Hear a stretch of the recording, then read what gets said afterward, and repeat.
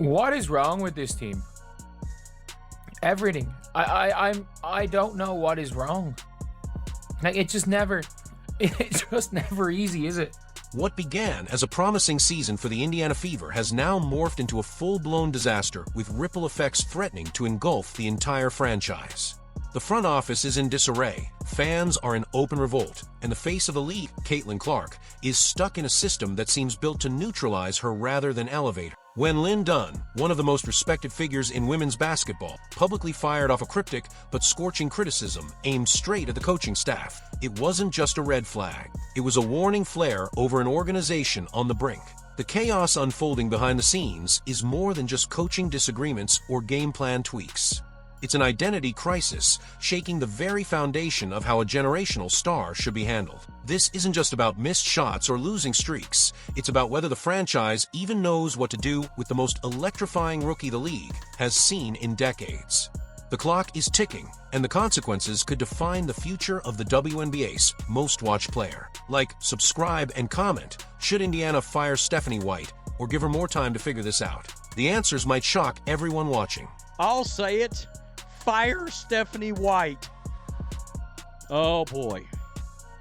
Oh, boy. The Indiana Fever didn't just come into the season with hype. They came in with a mission. On paper, the front office had assembled what looked like a perfect blend of youthful explosiveness and veteran leadership. With Caitlin Clark as the centerpiece, they surrounded her with seasoned names like Natasha Howard, Sophie Cunningham, and Sydney Colson, players known for their playoff toughness and locker room presence. There was buzz, there was belief, and there were whispers of a deep playoff run. Analysts called them a dark horse contender. Social media dubbed them the WNBA Avengers. But it didn't take long for that narrative to collapse. What looked like a championship-caliber roster on paper quickly morphed into a team that couldn't find its rhythm, its voice, or even a coherent identity on the court. The defense struggled, the offense looked lost, and the veterans brought in to stabilize things instead contributed to the confusion. Every game that slipped away wasn't just a loss in the standings, it chipped away at the illusion that Indiana was building something sustainable. What began as optimism began to rot into uncertainty. And while the losses were frustrating, the way those losses happened pointed to a much deeper structural issue that fans, and now insiders, could no longer ignore. But behind every tactical failure was a much bigger question. Why was Caitlin Clark, the most explosive player in the league, being handcuffed by her own coaching staff? This offense looked awful, and Sydney Colson, my God, is terrible running point guard on this team. Terrible. At the center of the Fever's identity crisis is a glaring contradiction: the presence of a once-in-a-generation talent paired with a system that suffocates her strengths. Caitlin Clark didn't enter the league as just another rookie. She entered as a phenomenon. Her court vision, range, and decision-making electrified fans and broke college records.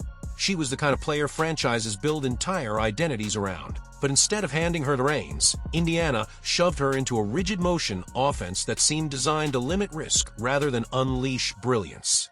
In this setup, Clark isn't directing traffic. She's playing hot potato, moving the ball sideways while waiting for a system play to unfold. It's the basketball equivalent of forcing a Formula One car to drive in a school zone. No fast break opportunities. No pick-and-roll freedom.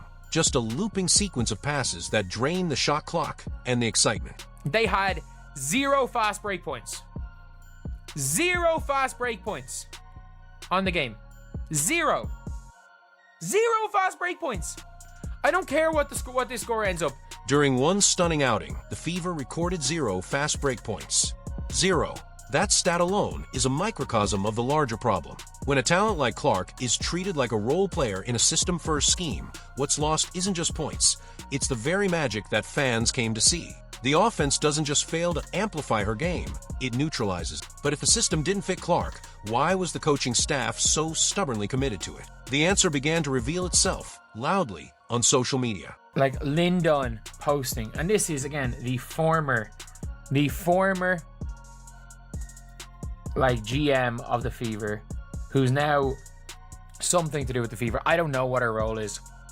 She goes, don't expect the players to do it if you don't drill it. The turning point wasn't a buzzer beater or a post-game meltdown. It was a post. A single calculated message from Lin Dunn, the architect behind Indiana's only championship run, detonated across social media like a bomb. Her statement was simple: don't expect players to execute what isn't drilled in practice. On the surface, it sounded like a generic critique of preparation. But those who had been watching closely understood the subtext immediately. This wasn't just an observation, it was an indictment. And all signs pointed to one person: head coach Stephanie White. Dunn's post came directly after yet another brutal loss, where the offense looked disjointed and Clark visibly frustrated. The timing wasn't accidental. It was a deliberate call-out, and it sent shockwaves through the fan base. Like, they were embarrassingly bad without Caitlin Clark. They were just embarrassingly bad. And I mean this. A good coach will figure something out. A good coach will figure something out. Does this team play defense? No. No. I mean this. This team doesn't play defense. They've just gotten lucky. Teams miss shots. They've gotten lucky. Teams miss shots. They don't play defense. They still don't play defense. I know they held the Mystics to 83 points. This was a Mystics team who were not shooting well. They don't play defense. They don't defensive rebound. They don't put in any effort. And that's on coach. That is on the coach. White's supporters scrambled to defend her, but they were quickly drowned out by a growing chorus of frustration. When a former GM and current senior advisor takes to social media to throw shade at the coaching staff, it's not venting, it's warfare. Dunn didn't just point out inefficiencies. She effectively aired the franchise's dirty laundry in full view of the league, signaling that the front office no longer had confidence in what was happening on the sidelines. And as if that weren't enough, the fan base, already on edge, erupted into open revolt. The backlash against Stephanie White was just getting started. Stephanie White is getting destroyed today.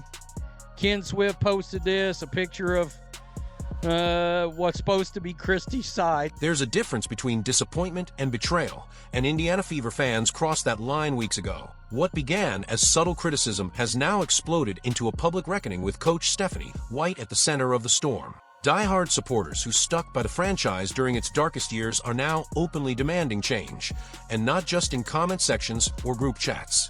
They're posting stat breakdowns, tagging ownership, and even creating viral memes that mock the coaching decisions game after game. One fan's brutal assessment, "We've seen enough," quickly turned into a rallying cry, echoed by thousands who once had high hopes for this team. The anger isn't just about losing, it's about watching a transcendent rookie being buried under a philosophy that fans never bought into. Clark's body language has been dissected frame by frame, with frustration on her face now matching the rage in the stands.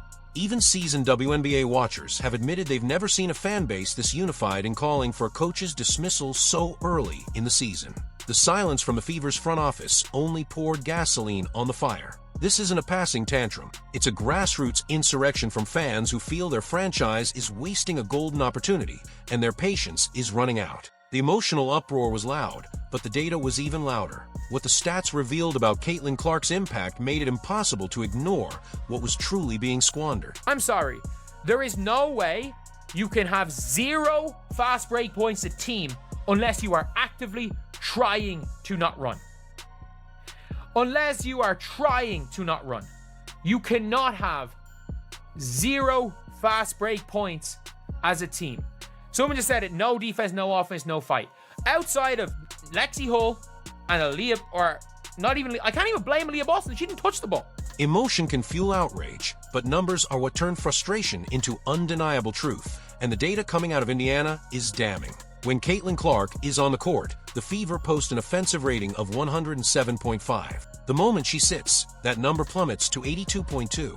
That's not a small dip, it's a total collapse. A 25-point swing that lays bare just how central Clark is to the team's ability to even function, let alone compete. These numbers don't lie, and they don't just suggest a problem, they scream. Pair that with another shocking stat: 0 fast break points in an entire game. Not one. A team featuring one of the most dynamic offensive creators in modern basketball failed to generate a single transition score. That's not strategy, it's sabotage in slow motion. When Clark is allowed to dictate pace and read the floor, Indiana looks like a different team. But when she's tethered to a system that kills momentum and smothers creativity, the result is lethargic basketball that fans can't stomach and analysts can't defend. But the Fever got rid of her, and the Fever got rid of her coach. They got rid of her, and they got rid of her coach. They got rid of exactly what she wanted to do. And you know what? I hate saying this. Lin Dunn was probably right when she said it should be a 5-year plan to improve.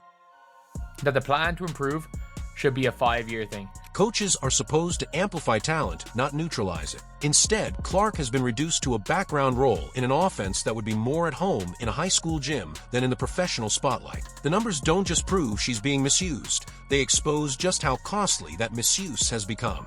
And just when it seemed the situation couldn't spiral any further, another wave of controversy hit, the departure of a star veteran and a fine that revealed deeper cracks in the Fever's foundation. If the motion offense was the fuse, DeWanna Bonner's departure lit the match. A respected veteran with championship pedigree doesn't walk away mid-season unless something is seriously wrong behind the curtain. And she didn't leave over minutes or locker room drama. She left because the system refused to bend. Bonner saw what fans had already recognized, a franchise clinging to a broken philosophy while squandering a generational opportunity. Her exit wasn't just a loss on the court, it was a public indictment of the coaching strategy. Then came a league fine. Stephanie White, already under scrutiny, was slapped with a penalty for publicly criticizing the officials. But while her frustration with the referees boiled over, fans were left wondering why that same fire wasn't being directed toward fixing the offense. Instead of course-correcting, White doubled down, defending a system that had already shown its flaws in bold, blinking lights. The simultaneous loss of a key veteran and the head coach's escalating tension with the league painted a damning picture. This wasn't just a coaching misstep, it was a cultural fracture. Leadership was divided, trust was eroding, and the foundation that was supposed to support Clark's rise was crumbling beneath her. And while the front office stayed quiet, one voice with a championship resume stepped back into the spotlight, and her words carried more weight than ever. When Lin Dunn speaks, it's not noise, it's legacy. The woman coached Indiana to its only WNBA championship in 2012. She's not just a veteran of the game, she's a builder of winning culture. So when Dunn launched her social media strike, it wasn't just an opinion, it was a verdict. And the target was Stephanie White, whose coaching style has now come under fire not just from fans, but from inside the walls of the franchise. White brought her motion-heavy system from Connecticut, where it had success under a different roster. But that success didn't come with a player like Caitlin Clark. The failure here wasn't just tactical, it was philosophical. While the rest of the league evolves, building rosters around superstars like Aya Wilson in Las Vegas or Sabrina Ionescu in New York, Indiana chose rigidity. It chose system over skill, repetition over adaptation. The irony is brutal. While other teams expand their playbooks to elevate their stars, Indiana has asked one of the most gifted players in league history to shrink herself into a puzzle piece. I actually think that she was right in saying that. She was 100% right, and they fired her to quick fix it.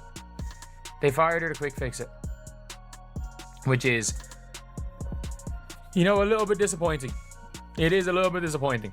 And when Dunn, someone who's actually held a championship trophy, calls that out, it can't be brushed off as outside noise. It's the past calling out the present, warning that the path forward won't be found in rehashing old ideas, but in embracing what's right in front of them. And that means more than system tweaks. It means a total reimagining of who this team is supposed to be. With Clark's rookie season slipping into dysfunction, the question loomed larger than ever. Would the Fever finally pivot or keep running in circles? As turning against Steph. I turned against Steph in game 1. Sorry, not even game 1, game 2. Game 2. I turned against Steph. The story unfolding in Indiana is no longer just about basketball. It's a live case study in what happens when vision and execution collide, when generational talent meets institutional resistance.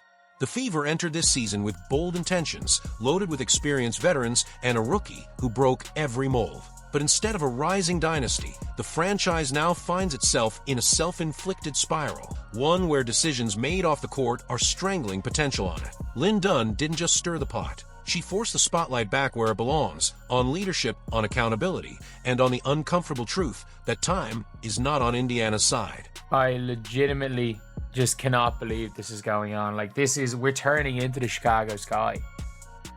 Why are we turning into the Chicago Sky? We're turning into it's becoming dysfunctional. You're now seeing all these memes with Christy Sides and Caitlin, how Stephanie White's offense treating you. And I mean this when I say it, it's pretty damn bad. Pretty damn bad when it comes to Caitlin. What happens next will define the arc of Caitlin Clark's early career, and perhaps the identity of the Fever for the next decade. Will they evolve, adapt, and hand their superstar the system she needs to thrive? Or will they double down on a philosophy that's already left scorched earth in its path? The warning signs are everywhere. The numbers don't lie, and the fans have made themselves clear. Like, subscribe, and comment should the Fever fire Stephanie White or stay the course. What would it take to unlock the true potential of this team, and is there still time to fix it? Drop your thoughts below, and don't forget to hit the bell so you never miss a moment of this unfolding drama.